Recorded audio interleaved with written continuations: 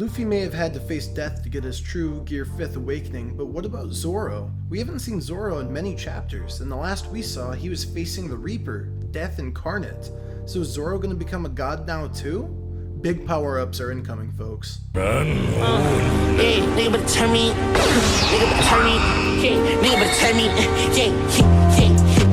Hey y'all, Golden Boy here, and I might be a little bit early. Everyone still wants to talk about Luffy tunes and all of his crazy Gear 5 moves, but this fight with Kaido's not going to end until Zoro can defeat his bony foe.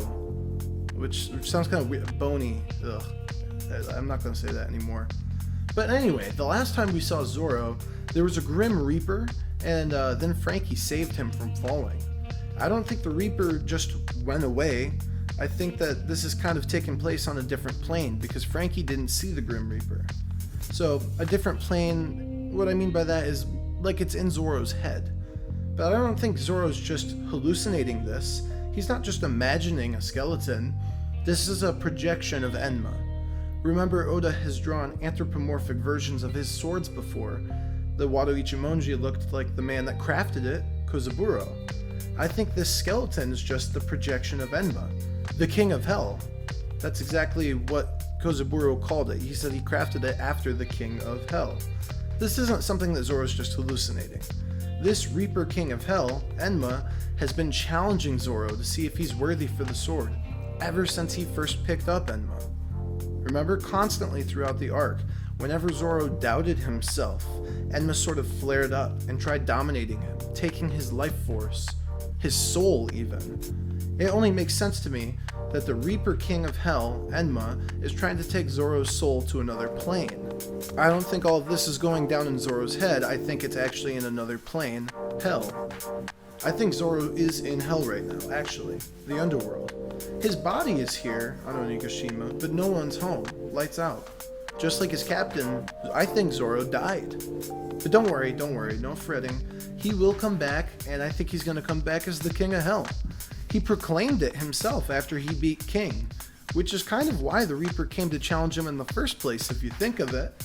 That was the last thing he did before he saw the Reaper. And if Enma is the King of Hell, I bet the King of Hell would not appreciate somebody else trying to take his title, especially somebody that keeps doubting himself. Maybe it's time to put this Zoro guy in his place. The Reaper is Enma, and he has to be Enma in Hell to claim the new title as King of Hell. It's like the championship match for WrestleMania, except, Jake Paul's not going to be involved with this Zoro battle, I don't think. Oh god, I hope not. But anyway, yes, so I think right now Zoro is actually in the underworld, and maybe Enma is trying to take his soul and send him to Hell, but ultimately it'd be funny if Zoro got lost on his way to Hell and he accidentally came back to life. But hey, while he's down here in the underworld, I think that there are a lot of people that Zoro could see, and it could add some meaningful points to the story. For instance, he could meet up with Ushimaru and Ryuma. Now, we learned through an SBS that Ushimaru is indeed not the father. Oh my god, Mori. Ushimaru is not the father. And Ryuma, that makes Ryuma not necessarily his grandfather either. But Oda left the door open for Zoro to be related to the Shimotsuki bloodline. I think meeting Ushimaru and Ryuma again would be a great opportunity for Zoro to learn about his heritage, his lineage. I think at one point he's going to learn that he's related to Shimotsuki. I don't know if that's going to be he's cousins or like long ago his sensei trained under them, or something weird like that. But I think at one point Zoro is going to be learning about this. Some people speculate that he's going to learn about his family ties through Hitetsu, which kind of makes sense. He's currently guarding a bunch of swords. He seems to know a lot about the swords. I don't know, that could be a choice, but if Zoro really is in the underworld, you might as well meet up with the people themselves. He's already met Ryuma dead before, why not do it again? Ushimaru's there, probably, why not do it again? And that would make Zoro's visit to Ryuma's grave that more meaningful. That could have a huge payoff for when Oda finally lets Zoro visit the grave at the end of the arc. Now that he's met Ryuma twice, and he really got to have a conversation with him and understand him man to man, even understand him as a blood relative, that grave moment could be pretty special. Another thing that I've really been pushing myself, and I haven't seen anyone else do it, unfortunately, because this would be cool. I want to see Zoro meet up with Kuina. We know that Kuina is dead. It's confirmed that Kuina is dead. So while he's here in the underworld, why not meet up with Kuina? It's kind of weird to think of Kuina in hell. As a Western audience, you don't think of hell as a place for like a little child to go. But the underworld, let's just call it the underworld, would be where Kuina is right now. So if Zoro's ever going to see Kuina later on in the story, now's the time to do it, right now in Wano. This is his last shot to go visit Kuina. And if Zoro really is supposed to become the greatest swordsman of all time, don't you think it'd be a little weird if he never was able to beat Kuina? Growing up, he lost to her, it was hundreds of times. He was never once able to beat her. I think it'd be kind of cute if Zoro could meet up with her, talk, tell her what he's been up to, and then they could spar one last time, and maybe this time Zoro's actually gonna win.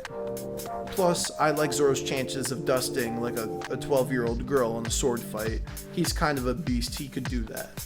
So I think, rest in peace Kuina, and then once Zoro gets to you, rest in peace the second time, because you're going down.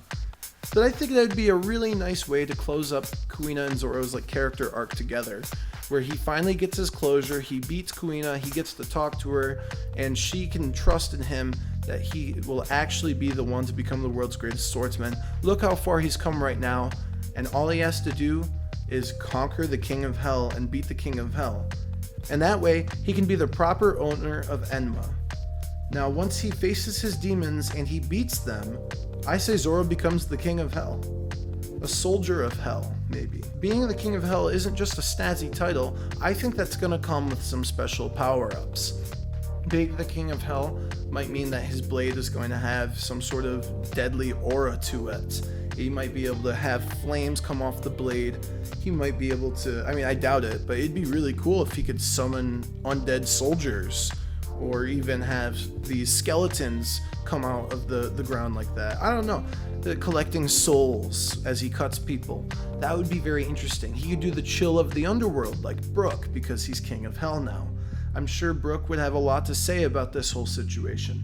But the biggest thing, and I think the most obvious thing that people are expecting, is that Zoro would have a black blade. And I think he's going to have Enma be a black blade.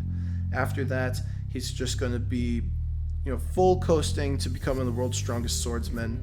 He's going to visit Ryuma's grave, and then we can wrap a nice bow on this arc, and then we won't have to have that funeral like Liam from Grand Line suggested, because Zoro will be back, the second coming of Zoro. So I think that this would be a really crazy theory, and if you like what I'm doing here, please like and subscribe, and don't forget to check out this video on screen. Thanks. Stay golden.